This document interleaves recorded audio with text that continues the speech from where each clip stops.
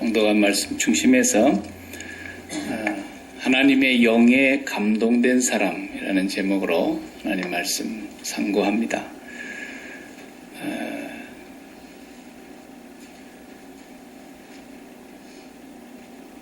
요셉의 얘기가 절정에 이제 진입해 들어가는 분위기죠. 요셉과 그 형들이 상봉하는 장면이 오늘 우리가 처음 읽은 부분입니다. 요셉이 9절을 우리가 읽었듯이 자기가 처음 꾸었던 꿈을 생각했다 그랬습니다. 곡식단이 요셉의 곡식단에게 절을 했던 그 장면이 지금 첫 번째 꿈이었는데 그 꿈이 현실로 자기 눈앞에서 이루어지고 있는 것이 생각이 났다는 것이죠.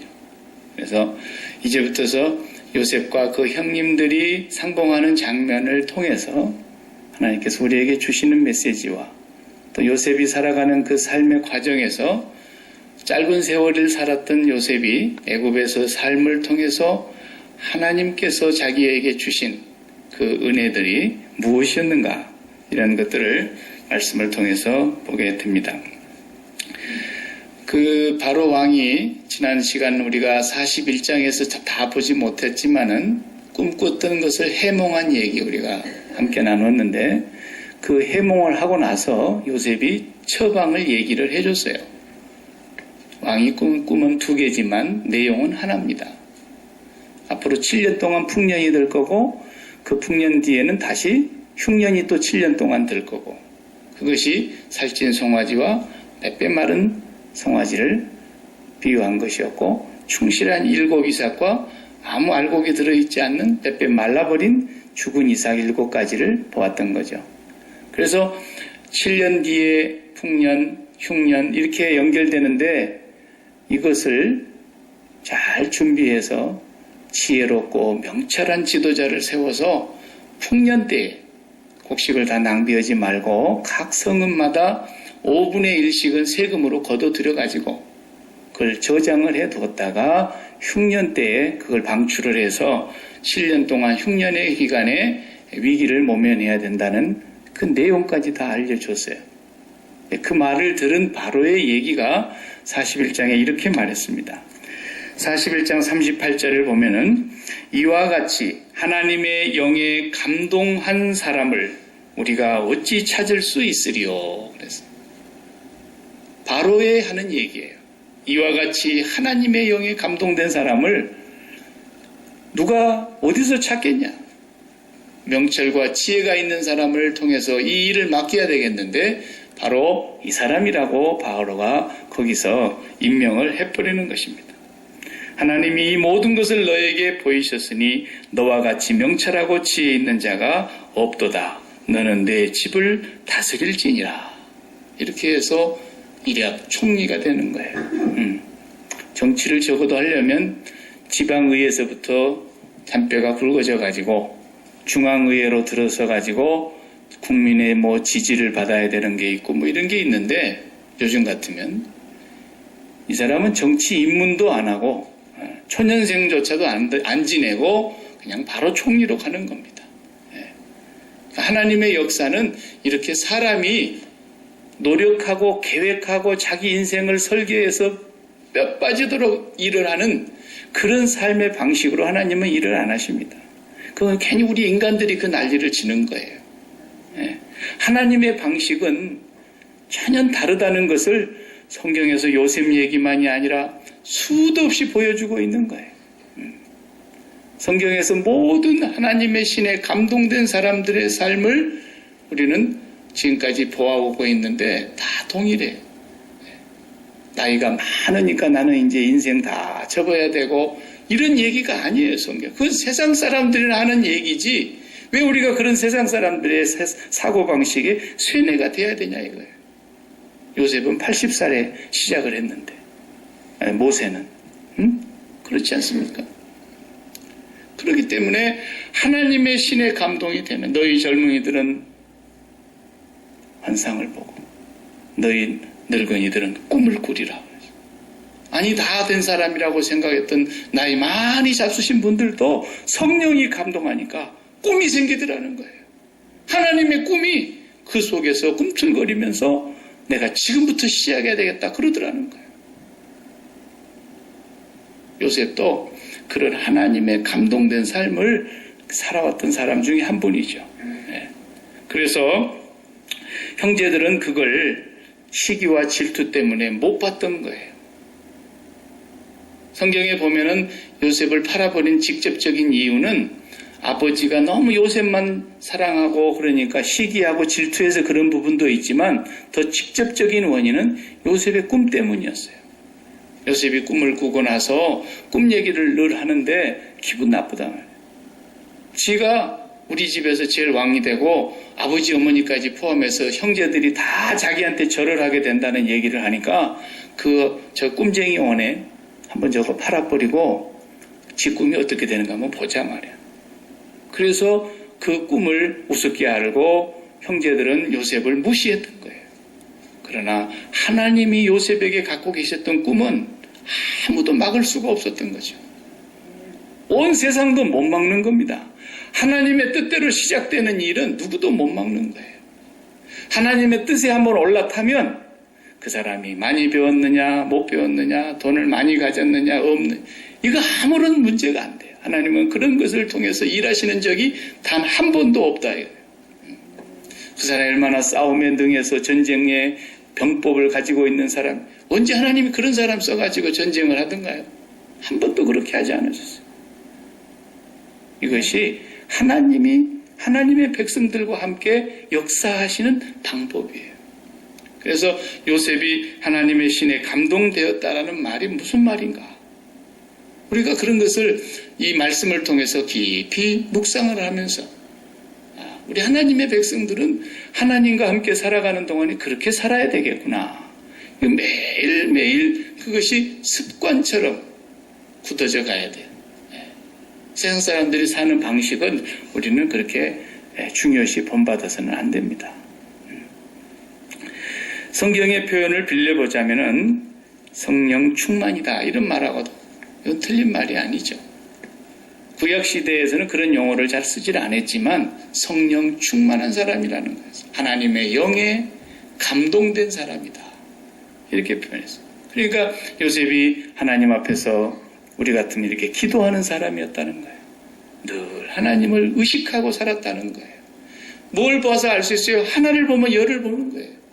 어디 가도 성실하다는 게 인정이 되는 거예요. 원래 이 종이라는 건 주인이 볼 때 하다가 주인이 안 보면 좀 농땡이도 부리고 그런 거 아닙니까? 얼마나 노예로서도 성실하게 일을 하면은 야, 네가 우리 집 열쇠 다 쥐고 해라 그냥. 감옥에를 갔어도 얼마나 성실하게 감옥에서 했으면 네가 감옥에서 그냥 전부 죄수들 관리해라. 이렇게 됐겠냐고요. 그러니까 아주 성실한 사람이라는 거죠. 그리고 하나님 앞에 내가 어떻게 죄를 지을 수 있겠느냐고 그 순간에도 하나님을 먼저 생각하는 삶이 요셉의 마음속에 깊이 자리를 잡고 있었다는 거예요. 누구나 사람이기 때문에 그 의식이 없어지면 그냥 흐트러지고 마는 거예요. 언제나 내가 하나님 앞에 있다라는 거죠. 하나님이 나를 보고 계신다. 이게 경건입니다. 경건은 성경책을 이만큼 가슴에 가까운 심장 부위로 끌어올리고 점잖게 그렇게 걸어다니고 그런 게 경건이 아니에요. 그건 외식이에요. 외식. 그건 외식이고 거짓이라고요. 진정한 경건은 내가 하나님 아버지 앞에 있다. 요걸 의식하는 게 경건이에요. 말 한마디를 하려고 그래도 우리 둘만 알아. 이렇게 얘기를 해도 지금 하나님이 듣고 계신다는 걸 전제로 하고 우리 둘이 얘기한다는 것을 잊지 않는 게 경건이에요. 집사님하고만 얘기인데 참 진짜 이러면서 얘기하면 그 경건 아니라고요. 그건. 경건은 하나님 앞에서 보고 하나님 앞에서 듣고 있고 하나님 앞에서 다 알고 계신다는 것을 항상 잊지 않는 거예요. 목사가 경건하다고 하는 것은 목사이기 때문에 경건한 것은 절대로 없어요. 속지 마세요. 예외 없어요. 하나님을 의식하지 않고 살아가는 사람은 언제나 범죄하게 되어 있고요. 하나님을 의식하는 사람은 범죄를 했다가도 돌이켜 회개하게 되어 있는 거예요. 요셉은 그렇게 살았다라는 것을 보여주고 있는 거죠. 형님들은 그걸 못 보는 거예요. 시기와 질투가 마음에 가득해져가지고. 시기와 질투가 나면은 그 사람이 생각하는 건 처음부터 끝까지 다 틀린 거예요. 아무리 목사가 그렇게 해도 틀린 거예요. 틀린 거라고요. 내 마음에 진정으로 하나님을 생각할 때 참 평강, 참 기쁨, 참 안정, 참 행복, 그런 것들이 내 마음에 있고야 올바르게 살 수가 있어요. 요셉은 지금 나이가 37세에서 40세 어간에 됐다고 봐야 됩니다. 왜냐하면 17살에 팔려가서 13년이 지난 30세의 총리가 되니까, 그리고 7년의 풍년이 있었고, 그리고 7년이 지나서 또 흉년이 들어가지고 양식이 없었을 때에 애굽 사람들도 난리를 치는데 바로가 저 요셉한테 가라고 그러지 않습니까? 그럴 때 가나안 땅에도 흉년이 들어서 그 흉년 어간에 곡식을 사러 갔다는 얘기를 들어보면 벌써 애굽에 온 지 한 20년 지났어요. 요셉이 상당한 시일을 흘렀는데 형님들이 와서 무릎을 더 꿇고 요셉인 줄 몰라봤죠. 요셉은 알았어요. 그런데도 요셉이 얼마나 지혜롭게 하느냐면 통역관을 딱 붙이는 거예요. 가나안 말을 잘 할 줄 알 텐데도 통역관을 붙이고 처음부터 꼭 자기를 숨기고 일단은 형님들에게 신문부터 시작을 하는 것을 볼 수 있습니다. 성경을 보면은 성령의 감동을 받은 사람이었지 요셉 하나뿐이겠습니까만, 모세도 하나님의 신에 충만했고 여호수아도 하나님의 신에 충만했고 수많은 구약의 선지자들도 다 성령의 충만함을 통해서 하나님의 일을 본 사람들이고, 또 성령이 충만했다가도 하나님께 범죄하면 성령이 떠나셨어요. 사울 왕도 한때는 성령이 충만해서 블레셋을 그냥 나귀 턱뼈 하나를 가지고 싹 물리쳤다 그랬지 않습니까? 칼도 아니고. 그런데 하나님을 거역하고 불순종하면서 사울에게서 성령이 떠났다 그랬어요. 그리고 나니까 뭐가 들어옵니까? 악신이 그에게로 붙어가지고 너무 그를 괴롭히고 잠을 못 자고 번뇌가 심하고, 그럴 때 다윗이라는 소년이 가서 수금을 타고 찬양을 하면 악기가 물러가고 그랬다 그랬어요. 성령의 감동을 받는다는 말이 굉장히 중요한 말입니다. 성경에서 성령의 감동을 받는다는 말을 우리가 어떻게 받아들이고 이해해야 되느냐. 그 첫 번째를 우리가 신약 성경에서 구약을 해석해야 돼요. 신약 성경에 성령의 감동이라는 말이 2번 직접적으로 쓰여진 본문이 나와요. 그 외에도 많지만 특히 성경을 기록했다는 디모데후서 3장 16절의 말씀을 할 때 보면은 모든 성경은 뭐라 했어요? 성령의 감동으로 기록된 것으로서 그랬어요. 거기서 그 감동이라는 단어를 번역한 우리말 성경의 단어가 원어 성경이고 호흡이에요. 숨쉰다 그런 뜻이에요.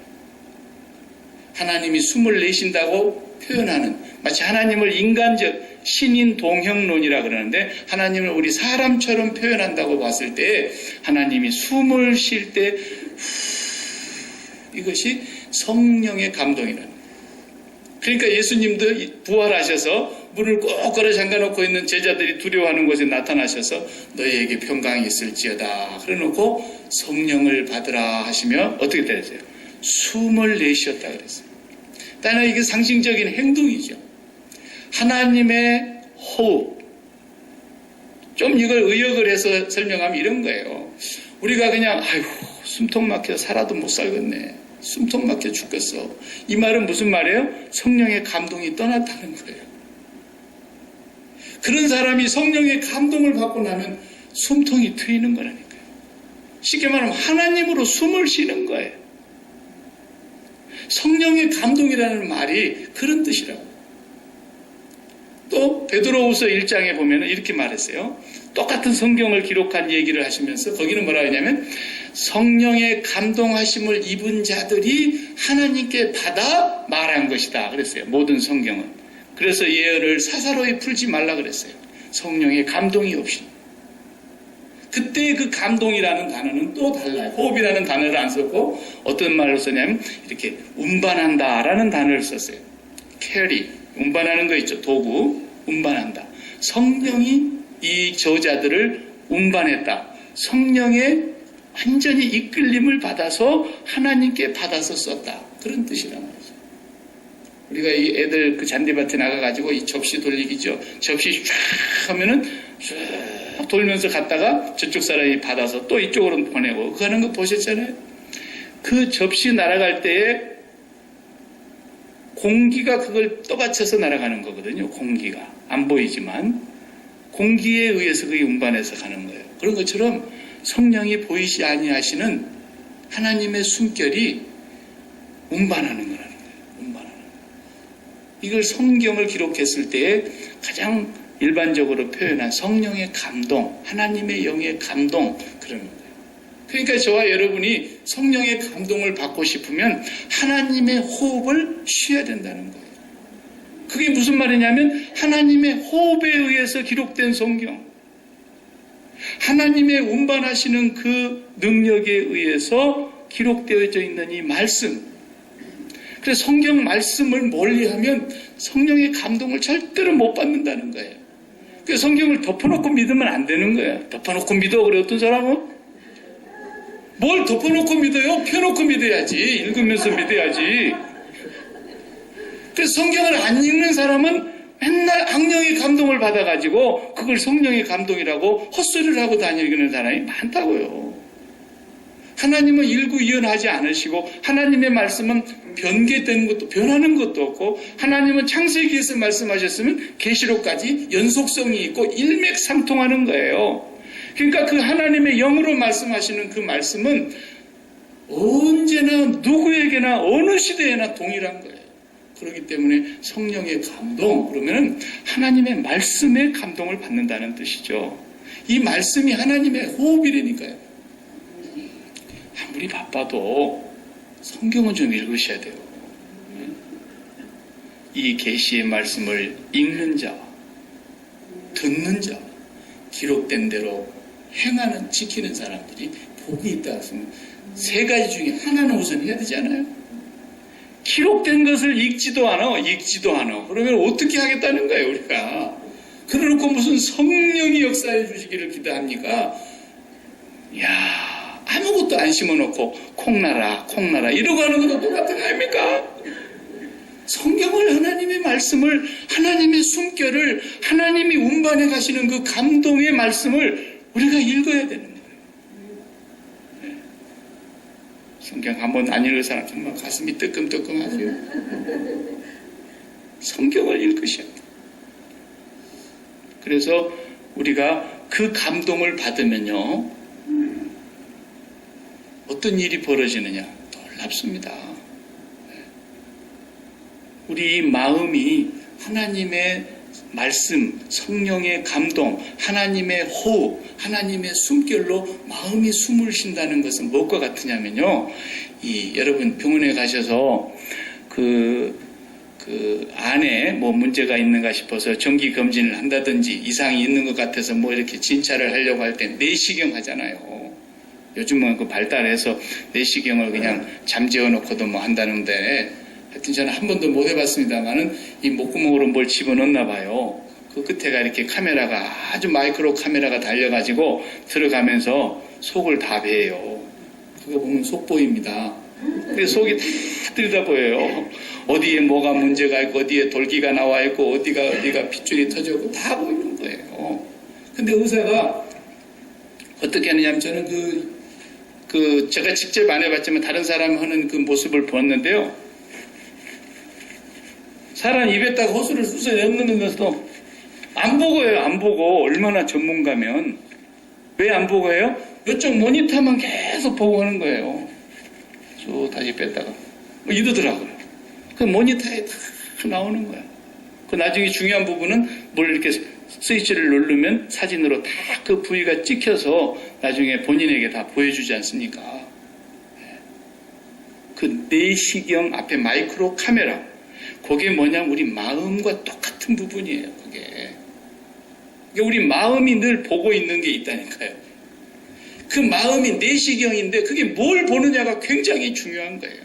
그게 하나님의 감동으로 기록된 말씀을 계속 마음으로 받아들이고 마음으로 먹고 마음으로 숨쉬고 하나님의 말씀을 계속해서 마음으로 받아들이는 그 사람이 성령의 감동을 받는 거예요. 근데 그 마음이라고 하는 내시경이 맨날 어디 일 터진 사건만 쳐다보고 있으면 얼굴 펴질 날이 하루도 없어요. 우리 아들놈이 이제 미 해군에 들어가가지고 훈련을 받는다 그러는데 갑자기 CNN 방송에서 이번에 훈련받은 사람을 전투 현장에 투입한다. 그렇게 이제 오바마가 발표를 했다 그럽시다. 그러면 이제 박 목사의 마음이라는 이 내시경이 어디를 보고 있겠어요? 맨날 그 전쟁터만 쳐다보고 있어 봐요. 밥을 못 먹을 거예요. 저도 사람이니까. 그렇지 않겠습니까? 부상자, 사망자 명단 나올 때마다 그냥 잠이 오겠습니까? 그러는 거라는 거예요. 이게 마음이라는 게 그렇게 내시경 역할을 하는데 이게 어디를 봐야 되느냐는 거예요. 그때마다 항상 하나님을 보고 있어 봐요. 하나님의 감동으로 기록된 말씀을 붙들고 봐봐요. 그 말씀을 또 먹고 호흡하고 그 말씀을 또 먹고 마음에 이렇게 해봐요. 하나님께 그 내시경을 다 붙이고 있으면 마음에 평강이 자리를 잡아요. 공중에 나는 새도 하나님이 다 먹이고 입히고 그 새가 떨어져 죽는 것도 하나님이 허락지 않으면 안 되는 거고 하나님을 바라다보고 있는 이 마음이라는 내시경이 그렇게 중요한 거예요. 그러니까 요셉이 항상 그렇게 살았다는 걸 말하는 겁니다. 그러니까 그가 범죄치 아니하고 억울하게 감옥에 갔어요. 너무너무 억울하게 갔는데도 거기서도 또 하나님을 바라다보는 거예요.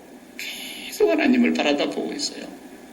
그러니까 감옥에서도 인정을 받아가지고 이렇게 됐어요. 그리고 또 그 바로의 신하들의 꿈을 해몽을 해줘가지고 당신은 나가서 복직될 거니까 나를 좀 기억해달라고 부탁까지 했는데도 잊어버릴 게 따로 있죠. 그걸 또 까먹었는데 그리고 또 억울하게 만 2년 동안을 더 감옥에 있어야 되는데도 요셉이 낙심하지 않았어요. 그러니까 어느 순간에 하나님께서 바로 앞에 딱 세우는 때가 오더라는 거예요. 이게 무슨 말이냐면 하나님의 성령의 감동을 받은 사람이라고 해서 어려움이 없다거나 고생을 안 한다거나 그냥 모든 것이 그냥 술술술술 다 그냥 내 마음먹은 대로 제때에 착착착 풀린다 이런 얘기가 아니에요. 하나님의 영의 감동을 받는 사람은 이런 것 같아요. 우리 저 캘리포니아 해변에 널다란 비치에 가면은 그 파도 타기 하는 사람들이 항상 있어요. 그 파도 타기 하는 사람들은 언제가 제일 좋아요? 물결이 잔잔할 때는 아무 재미가 없어요. 집채만한 파도가 막 휘감고 돌아올 때 그때 그 사람들은 나가는 거예요. 우리는 다 철수하는데 파도 타는 사람들은 파도가 있어야 재미있다는 거예요. 파도가 있어야 파도 속으로 묻혀 들어가는 게 물이 그냥 자기를 휘감아서 물속으로 들어가서 보이지도 않는데도 보면은 저 사람 자빠졌겠다 이 생각이 드는데 좀 있으면 쑥 밀고 나오잖아요. 그 파도를 타는 거예요. 그러니까 성령이 충만해지니까 예수님도 모르겠다고 부인하고 다 도망갔던 그런 제자들이 성령의 감동을 받고 나서부터서는 엄청난 박해와 환난과 핍박의 파도가 몰려오는데도 타고 가버리는 거예요. 그걸 타고 가버리는 거예요. 그러니까 우리가 이 세상을 살면서 나름대로 다 파도가 있어요. 그래도 이 마음이라고 하는 이 내시경이 파도를 쳐다보고 있으면 겁나고 두렵고 낙심되고 밥맛 다 달아나고 얼굴이 펴질 날이 하루도 없고 주름살이 확 덮이는 건데 그 마음의 내시경이 하나님을 바라다보고 있는 그것이 바로 성령의 감동하심으로 기록된 이 말씀 속에서 하나님의 음성을 듣고 하나님으로 숨결을 느끼고 하나님으로 호흡을 하게 되는 거라는 거예요. 성경 덮어놓고 믿으면 안 됩니다. 이제 그래도 일주일에 그렇게 많이 잡수시고 뭐 골고루 해서 잡수시고 그렇게 건강을 염려하시고 그러시면서 하나님의 말씀을 안 먹으면 어찌할 수가 없어요. 그런데 바로는 하나님을 안 믿는 사람 아니었습니까? 바로는 하나님과 상관이 없는 왕이었어요. 그럼에도 불구하고 봉황이 날아가는데 옆에 그냥 붙어가는 것처럼 붙어만 가도 같이 나는 거 아니겠어요? 바로는 붙어가는 겁니다. 성령이 감동되어 요셉이 자기의 모든 삶을 하나님이 이끄는 대로 가는데 바로가 우리가 다 읽지를 못하고 넘어갑니다만은 거기는 좀 한번 읽어봐야 될 것 같아요. 41장 40절 41장 40절을 보면은 이렇게 말합니다. 요셉을 총리로 딱 임명하고는 너는 내 집을 치리하라. 내 백성이 다 내 명을 복종하리니 나는 너보다 높음이 보좌뿐이니라. 내가 왕자리에 앉은 거 빼놓고는 네가 다 전부다라는 거예요. 내가 너보다 높은 것은 이 자리 하나뿐이니까 나머지는 다 너다. 이게 지금 봉황에게 붙어가는 거 아닙니까? 바로가 또 요셉에게 이르되 내가 너로 온 애굽 땅을 총리하게 하노라 하고 자기 인장 반지를 빼어 요셉의 손에 끼워줘 버렸어요. 그리고 왕복을 입히는 거예요. 그냥 나는 자리만 지키고 있을 테니까 네가 다 해라 그 말 아닙니까? 그 다음 말씀을 또 보세요. 자기 43절에 자기에게 있는 복음 수레에 그를 태우매 무리가 그 앞에서 소리 지르기를 엎드리라 하더라. 바로가 그로 애굽 전국을 총리하게 하였더라. 바로가 요셉에게 이르되 나는 바로라. 애굽 온 땅에서 네 허락 없이 요셉의 허락이 없이는 수족을 놀릴 자가 없으리라 하고 요셉에게 전권을 다 위임했다 그 말입니다. 인정반지를 딱 빼고는. 나는 그냥 왕이야. 왕은 있어야 되니까 이 나라에 내가 왕으로는 행세를 하겠지만 모든 권세는 너에게 주며 너 앞에서 수족을 함부로 놀릴 자가 없다. 이제 이게 무슨 말입니까? 성령의 감동돼. 아까 제가 이렇게 접시 날리는 얘기를 했지만 성령의 감동을 받아서 산다는 말은 우리가 이렇게 공사할 때 장갑을 끼고 일을 하고 설거지할 때도 이렇게 고무장갑을 끼고 설거지를 하고 그러는데 이 장갑이라는 역할이 뭐예요? 장갑이 설거지를 하는 건 아니잖아요. 장갑이 공사를 하는 건 아니잖아요. 그 손이 똑같이 들어가가지고 그 손이 일을 하는데 장갑이 손을 감싸고 있는데 하나님의 영이 우리에게 감동하시면 우리는 장갑만 되는 거예요. 그러니까 내 소원과 내 욕망이 다 죽어버리고 내 계획과 내 타이밍도 다 없어져 버리고 하나님의 영이 나를 운반해 가시는 거예요. 하나님의 영의 감동에 이끌려 간다는 거예요. 그러니까 파도가 몰려와도 그거 타버리는 거예요. 하나님의 감동에 이끌려 가는 사람은 아무도 못 막는 거예요. 그걸 막으려고 그랬다가는 허리가 부러지고 죽습니다. 그래서 그냥 80살 된 노인이 지팡이 하나 의지하고 이렇게 구부정해 갖고 와갖고 옆에 무슨 또 하나 더 늙은 사람 하나 또 데우러 가가지고 아론이죠. 거기는. 그리고 바로 왕 앞에 툭 서니까 바로가 우습게 거죠. 내 백성을 내어 보내라 그러신다. 누가? 여호와께서. 그 말을 우습게 생각한 거예요. 모세는 그냥 하나님의 파도만 탄 겁니다. 그 말을 던지는 그 말을 듣고 바로가 우습게 알았다가는 9가지 재앙이 그냥 애굽을 초토화시키는 거예요. 9대 맞고 손 들었는데 그러다가도 또 말을 안 들으니까 10번째는 애굽의 바로의 장자와 애굽 사람의 모든 장자와 애굽의 모든 동물의 첫 새끼를 하나님이 다 멸해버렸어요. 그리고서야 손을 드는 그 했는데 다시 홍해바다 앞에 또 쫓아와가지고 바로의 군대가 홍해바다에 다 수장이 되어서 하나님의 파도를 타고 가는 사람은 아무도 못 막는다니까요.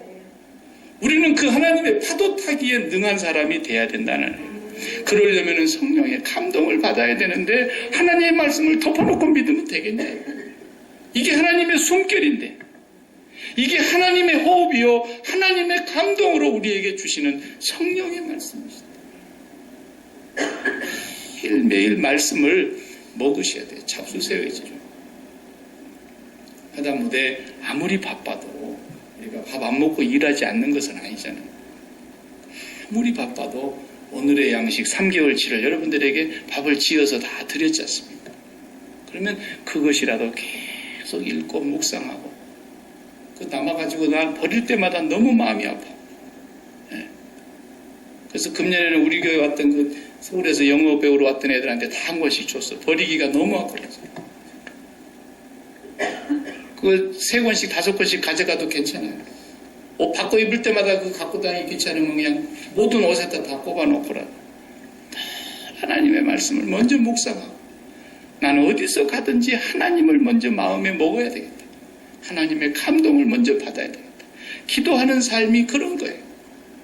그리고서야 하나님께 마음의 내시경을 붙였을 때 우리는 평안과 안정한 가운데서 파도를 탈 수가 있는 거예요. 예수님은 파도 위에서 하늘에다가 마음의 내시경을 붙이고 계시는 분이니까 배 위에서 주무시고 계시고, 제자들은 같은 배에서 타가지고 파도를 보면서 우리가 죽게 됐는데 이렇게 놔두실랍니까? 난리를 치고 있고, 우리의 마음의 내시경이 어디로 붙어야 되느냐, 이걸 우리는 잊지 말아야 되는 거예요. 하나님의 영은 수면 위에 운행하신다고 해서 언제나 이게 창세기서부터 계시록까지 일관되게 나오는 얘기예요. 하나님의 백성들은 불이 섞인 유리 바다 위에 밟고 섰더라 그랬어요. 항상 이 바다를 성경은 세상으로 표현하고 있는 거예요.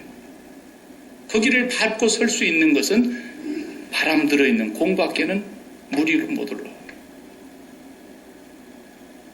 태평양이 다 엎어지고 쓰나미가 와서 뒤집어진다 하더라도 빛이 발리볼 사람 머리만한 콩 하나를 침몰시키지 못하는 거예요.